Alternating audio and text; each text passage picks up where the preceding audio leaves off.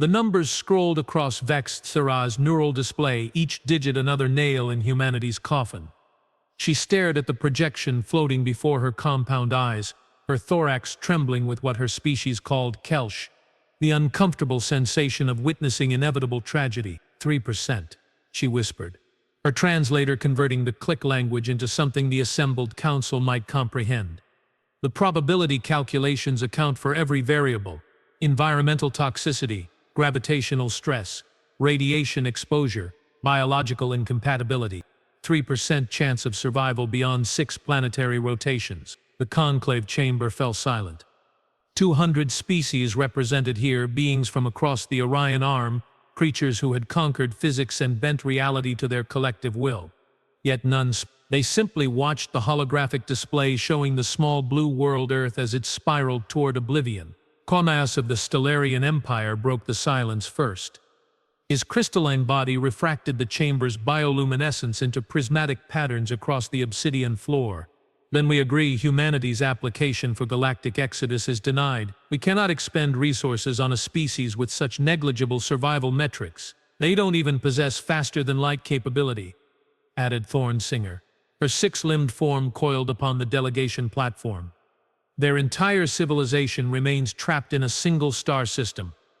What could they possibly contribute to offset the resource expenditure? Vex'thara's mandibles clicked in frustration. The Exodus protocol exists precisely for scenarios like this. Their star is dying ahead of all predictions. Solar expansion will render their homeworld uninhabitable within their next seasonal cycle. We are aware. Comas's voice carried no inflection, merely fact. We are also aware that relocating a pre-FTL species requires conversion of matter energy equivalent to 17 planetary cores. The Conclave invested such resources once before the Keltari disaster. 7 billion beings, 94% survival probability. Yet within 3 cycles, civil collapse, complete extinction. We will not repeat that mistake. The hologram shifted, displaying humanity's file. Vex'thara had memorized every detail during her reconnaissance mission to their doomed world.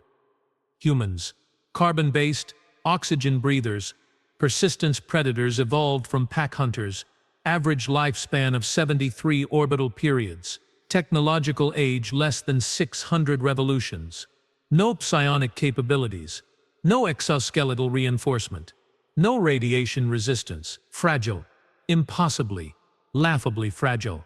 There are 8 billion of them, she tried again. 8 billion sentient beings who will burn. Sentience is abundant in the universe. Observer Vex'thara. Comas moved toward the chamber exit. The discussion concluded in his crystalline mind. Resources are not. The mathematics are inarguable. 3%. The Conclave has spoken. Vex'thara found herself violating protocols 16 hours later, her scout vessel breaching Earth's atmosphere without clearance, without blessing, without any of the formal procedures her training demanded. The human governments had ceased functioning 3 days prior, when their own scientist confirmed the inevitable. Riots had followed. Then eerie stillness, acceptance of extinction, carried its own terrible peace. She landed in what their databases called Montana, a sprawling territory of mountains and forests now bathed in the sickly orange light of their expanding sun. Her sensor array detected a cluster of humans nearby, 47 individuals gathered near a geological formation they termed a cave system. They weren't running, weren't screaming. They were Vex'thara emerged from her vessel, her translator already active. The humans looked up, and she noted their facial expressions cycling through surprise, wonder, hope, resignation. Always resignation at the end. "You're the alien scout," one of them said. Female, approximately 40 orbital periods, scar tissue across her forehead. "Saw your ship on the news feeds before they went dark. You're here to observe our extinction." "I am Observer Vex'thara of the Galactic Conclave." She paused, her translator struggling with honesty. "I came to apologize." The human female, her identification tag read Dr. Yelena Kirsch, laughed. Actually laughed. "Apologize? For what? Not saving us? Hell, I wouldn't save us either if I were you. We barely got off our own planet. No faster than light travel. No energy shields. no quantum anything. We're primitives. You are sentient beings. We deserve what we earn. Another human approached. Older, skin darkened by solar exposure and whatever internal pigmentation processes their biology employed. His tag identified him as Rakov Zim. No title prefix.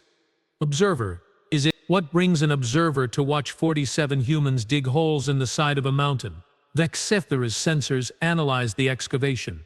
They were expanding a natural cave system, reinforcing it with primitive metal supports and what appeared to be lead-lined panels. Solar panels covered every southern-facing surface. Inside, she detected hydroponic systems, water filtration, even a small nuclear generator. You're building a shelter, she observed. Against solar expansion. Bunker, Rakov corrected. 30 meters of rock and metal between us and the angry sky. Might buy us 5 years. Maybe 10, if the sun behaves better than their models predict. He shrugged. An eloquent gesture of acceptance. Probably won't matter. But we dig anyway. The calculations say 3%. Yeah, we heard. Yelena wiped sweat from her forehead, leaving a streak of mountain dust. 3% is more than 0%. So we did. Over the following hours, Vex'thara observed. She told herself she was gathering data, fulfilling her role as observer. But truthfully, she couldn't leave. The humans worked with mechanical efficiency. Every movement purposeful.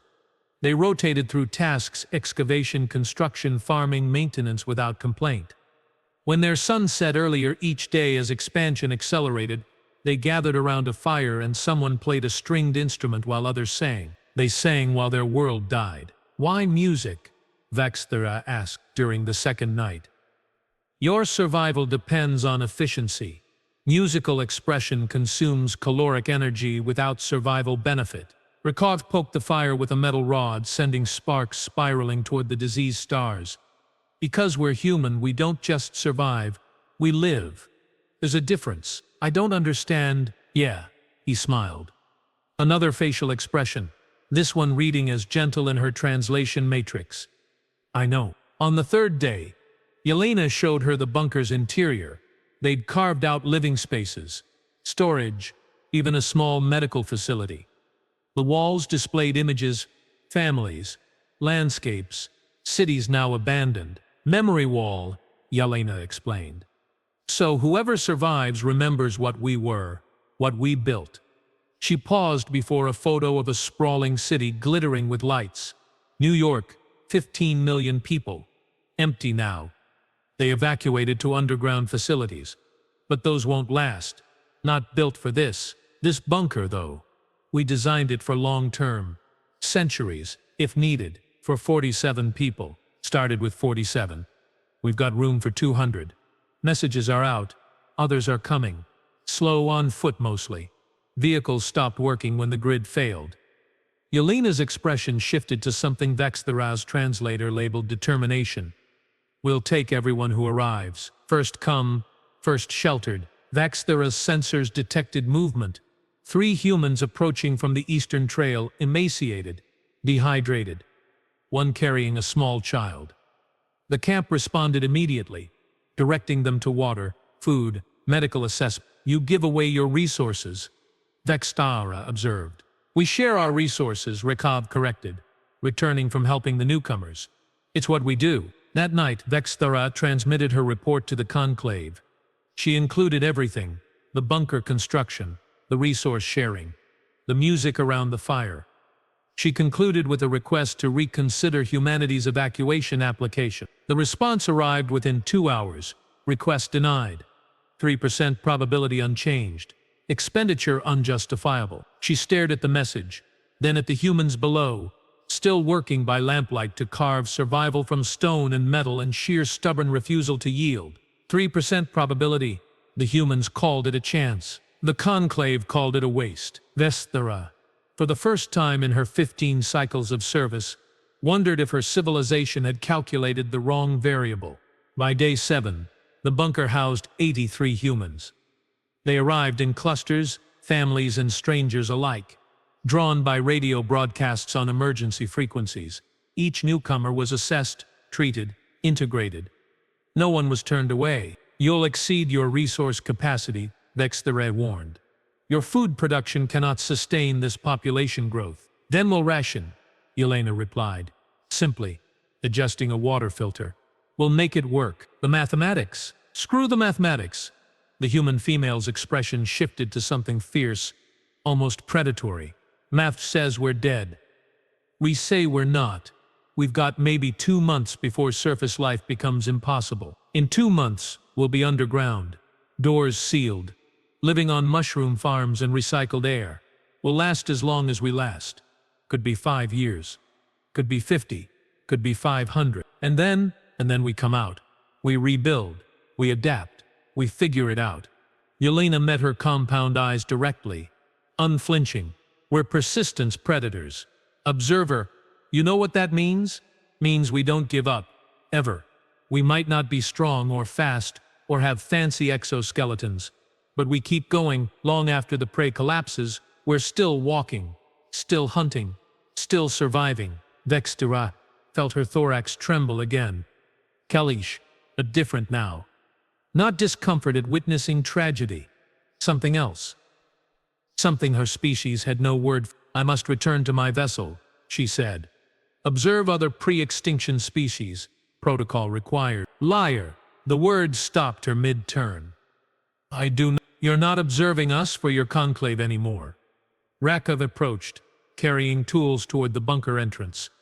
You're observing us because you can't look away, because something about us doesn't fit your calculations.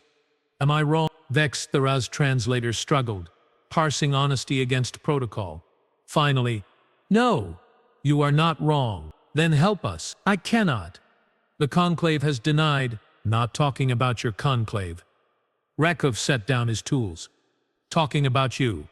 One person or insect thing, no offense. You've got a spaceship, you've got sensors. You can see things we can't. Help us build a better bunker. Help us survive. My interference would violate the primary observation directive. Your directive condemned 8 billion people to death.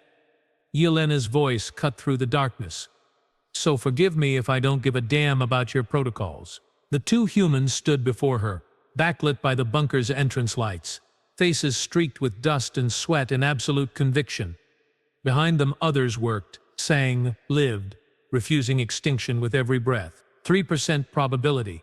Vex'thara made a calculation of her own. My vessel's sensor array can penetrate 12 kilometers of solid rock, she heard herself say. I can identify optimal excavation routes, avoid structural weaknesses, locate underground water sources. Rakov smiled. Yelena laughed, and Vex'thara violated every protocol she'd ever sworn to uphold. 18 months later, the surface of Earth resembled every apocalypse hologram Vex'thara had seen in conclave archives. Temperatures exceeded 400 degrees. The oceans had boiled away, leaving salt flats that glowed red under the swollen sun. The atmosphere had thinned to near vacuum. Nothing lived above ground. Below ground, 3,214 humans breathed recycled air and tended mushroom gardens and absolutely refused to die. Vex'thara had violated so many protocols that her eventual trial would likely set records. She'd provided technological assistance to a pre-FTL species. She'd shared sensor data. She'd used her vessel's fabrication systems to produce air filtration components, medical supplies, even entertainment data stores containing literature and music from hundreds of worlds. She'd also stopped reporting to the conclave entirely. Observer! Yelena's voice crackled through the communications system Vex'thara had helped install. Got a situation in Sector 7. Hydroponics system showing contamination markers? Vex'thara navigated the tunnel network with practiced ease, her smaller frame advantage in the human-scaled passages. She'd memorized every corridor, every junction, every emergency shelter in the expanded bunker complex. What had started as a single mountain shelter now sprawled across 15 kilometers of interconnected tunnels, some natural, most carved by human determination and her sensor-guided planning. Sector 7's hydroponics base sprawled across a natural cavern the humans had nicknamed the Garden. Bioluminescent fungi provided light, another gift from Vex'thara's database, species compatible with human agriculture. Rows of plants grew in nutrient solution. managed by a combination of human expertise and automated systems. A young human named Sala City Invictus met her at the entrance. Deletion in Tank 12. Looks like bacterial overgrowth, but the signature's weird. Vex'thara's sensors analyzed the tank. The contamination was indeed unusual, a mutation of their standard bacteria adapted to the high radiation environment. Isolate the tank. Transfer plants to backup systems. We'll need— Already done, Sao interrupted, grinning. Started the process when we noticed. Just wanted your confirmation. We're not missing something. Vex'thara's mandibles clicked in what had become her version of amusement. You've learned well. A good teacher. The young human checked his datapad, a device cobbled together from pre-collapse technology and Vex'thara's spare parts. Speaking of learning, Rekav wants to talk to you. Council chamber. The council chamber was a converted natural dome, its walls displaying screens showing surface conditions, resource levels, population health metrics. 12 humans sat around a stone table, the elected leaders of their underground civilization. Rakov stood as she entered. He'd aged visibly in 18 months, hair now completely gray, but his eyes remained sharp. Observer, thank you for coming. The formality is unnecessary. What's happened? 2 things. He activated a display. First, good news. Our population is stable. Birth rate equals death rate. Medical facilities are handling pregnancy and illness within parameters. We're not thriving, but we're not dying either. And the second thing, the display shifted to show a graph projecting forward. At current consumption rates, accounting for recycling efficiency and crop yields, we have supplies for 68 years. Vex'thara processed the data. That exceeds your initial projections. It does, but 68 years isn't enough. Our sun will remain expanded for at least 2 centuries before contraction begins. Even then, surface conditions won't be habitable for another 300 to 500 years. Rakov met her compound eyes. We need to survive 400 years underground. We've got supplies for 68. The silence stretched. Another human spoke, Dr. Miravalence, medical specialist. We've discussed options. Cryogenic suspension would work, but we lack the technology. Genetic modification to reduce caloric needs. Same problem, reducing population through attrition. She paused. We rejected that option unanimously. Of course you did, Vex'thara said quietly. You're human, so we need another solution, Rekov continued. We need to become more efficient. Or we need to leave Earth entirely. Your planet cannot support evacuation. My vessel accommodates only 1 pilot and minimal cargo, not talking about evac. A new voice, younger, female, identified as Kes Marinos. Talking about going out there and getting what we need. Vex'thara's translator stuttered. You cannot survive on the surface. Temperatures alone, not the surface. Kes activated another display showing Earth's solar system. The asteroid belt, our Mars, the moons of Jupiter, resources everywhere. We just need to reach them. You lack spacecraft. You lack the industrial base to construct spacecraft. But we have you. Rekov's expression was gentle but implacable. And you have a ship. A ship with sensors that can identify resource-rich asteroids. A ship that can fabricate components. A ship that, with human ingenuity and alien technology combined, might be able to be modified.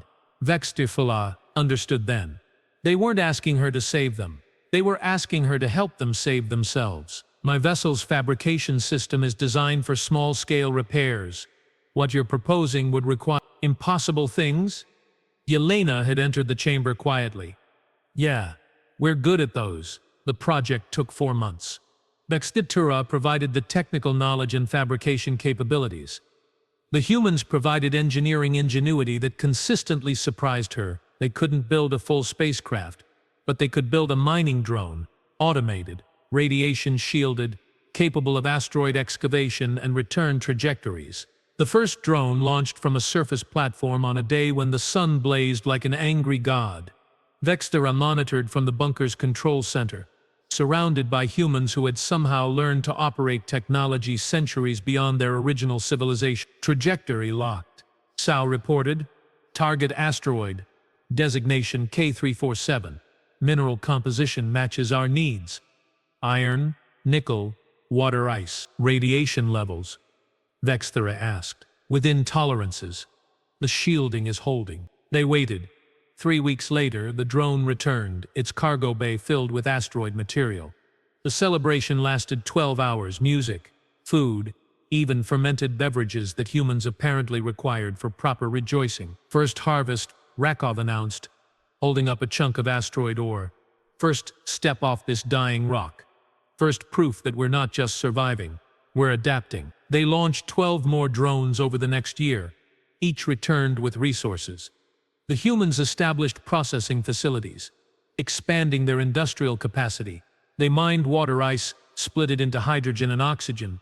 They extracted metals, built expanded their living spaces, and they taught their children. Vex'thara watched as young humans learned mathematics, engineering, biology. They learned about Earth that was, its forests and oceans, and cities. They learned about the Galactic Conclave, the thousands of species spread across the stars. Why do you teach them about the Conclave? She asked. Yelena, one day in the education sector. The Conclave abandoned you. The Conclave didn't abandon us. Yelena corrected. The Conclave made a calculation, 3% probability, not worth the resources. They were logical. She smiled. We're not. We're stubborn, irrational, emotional creatures who refuse to accept math as destiny. And someday, when we figure out faster than light travel, when we reach the stars ourselves, we'll meet the Conclave again. They will not welcome you. Don't need a welcome. Just need acknowledgement that we exist, that we survived. That 3% was enough. Yelena paused, watching children cluster among a holographic display of the Milky Way. That's the lesson, Observer. Not that we survived, that we chose to. 5 years after Vex'thara's first landing, a Conclave patrol vessel arrived in Earth's solar system. Its mission: verify the extinction of humanity, close the file, reclaim any salvageable resources. Vex'thara received their hail while monitoring a mining drone's return trajectory. Unidentified vessel. This is Conclave patrol ship Harmonious Calculation. You are operating in a dead system without authorization. Identify yourself. She activated her transponder. This is Observer Vex'thara. Reconnaissance vessel. Persistent inquiry.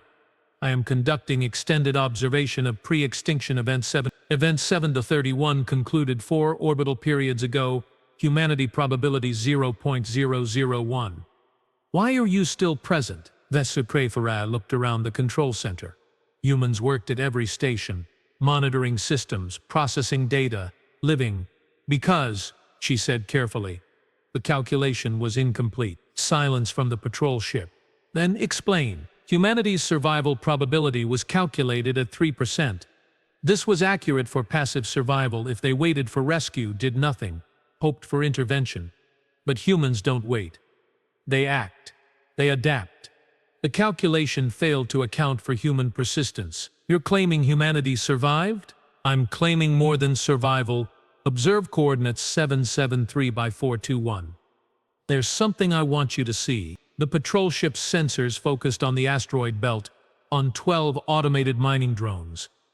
On a processing station humans had constructed in orbit around a captured asteroid, on evidence of industrial capacity, of engineering of a species that should have died but instead reached out and grabbed survival from the universe itself. The patrol captain's voice carried what Vex'thara's translator labeled as shock.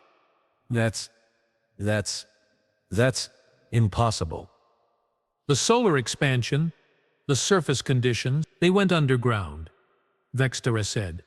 3,214 individuals, 68 years of supplies stretched to indefinite sustainability through asteroid mining. They didn't just survive, Captain. They thrived. This violates your interference, violates. I know. Vex'thara felt calm, certain. I violated the primary observation directive. I violated non-interference protocols. I violated resource allocation regulations. I'm prepared to face tribunal. You should be. The penalties are irrelevant. She looked at Yelena, who stood beside her, grinning. Because 3% was never humanity's survival probability. It was their starting point. Everything after that? They earned themselves. The trial lasted 3 cycles and became the most attended conclave proceeding in 2 centuries. Vex'thara stood before the assembled council, her violations detailed in excruciating specificity. The prosecution demanded exile, permanent removal from conclave service, marking as an interference violator. Then they called witnesses. Humanity wasn't supposed to have faster-than-light travel yet, but they'd spent 5 years scavenging, learning, adapting. They'd reverse-engineered Vex'thara's vessel. With her permission, she admitted under oath. They'd built a crude but functional FTL drive, and they'd come to the trial. Yelena presented their achievements. The underground civilization, the mining network, the FTL drive cobbled from theory and desperation. Observer Vex'thara didn't save us, she said. She gave us tools and knowledge. We saved ourselves, but without her, those first critical months, Yeah, we'd be dead. So if you punish her for compassion, for seeing potential in 3% probability, then your conclave isn't calculating survival odds. You're calculating the worth of life itself. The council deliberated for 2 planetary rotations. When they returned, Quamus of the Stellarian Empire spoke. His crystalline form seemed dimmer somehow, refractive patterns muted. Observer Vex'thara, you violated protocols designed to prevent exactly this scenario. You interfered with a pre-FTL species. You shared technology. You altered probability calculations. He paused, and for the first time since Vex'thara had known him, he sounded uncertain. And in doing so, you may have taught the conclave something we had forgotten. That probability is not destiny. That 3% is not 0%. That sometimes his voice softened. Sometimes compassion calculates variables mathematics cannot. The charges were dropped. Vex'thara was reinstated with commendation. The conclave formally recognized humanity as a spacefaring species, granting them provisional member status. But the real change happened quietly, in council chambers and probability matrices across conclave space. New variables were added to survival calculations, new weights given to determination, adaptability, cultural resilience. The 3% probability became a teaching tool, a reminder that mathematics describes reality but doesn't dictate it. That life finds ways the equations never predict. Vex'thara returned to Earth, to the underground civilization that shouldn't exist, to the humans who refused extinction with every breath. What now? Rakov asked, standing in the garden, watching bioluminescent fungi cast gentle light across growing plants. Now, you continue. You explore. You probably surprise the universe a few more times. And you? The conclave reassigned me. Observer status revoked. She paused. New designation, ambassador. To humanity specifically. Seems they want someone who understands how you think. Yelena laughed, the sound echoing off stone walls carved from determination. Good luck with that. We barely understand how we think. Vex'thara's mandibles clicked in amusement. yes, I've noticed. Outside, beyond 12 kilometers of rock and metal, Earth's surface still burned.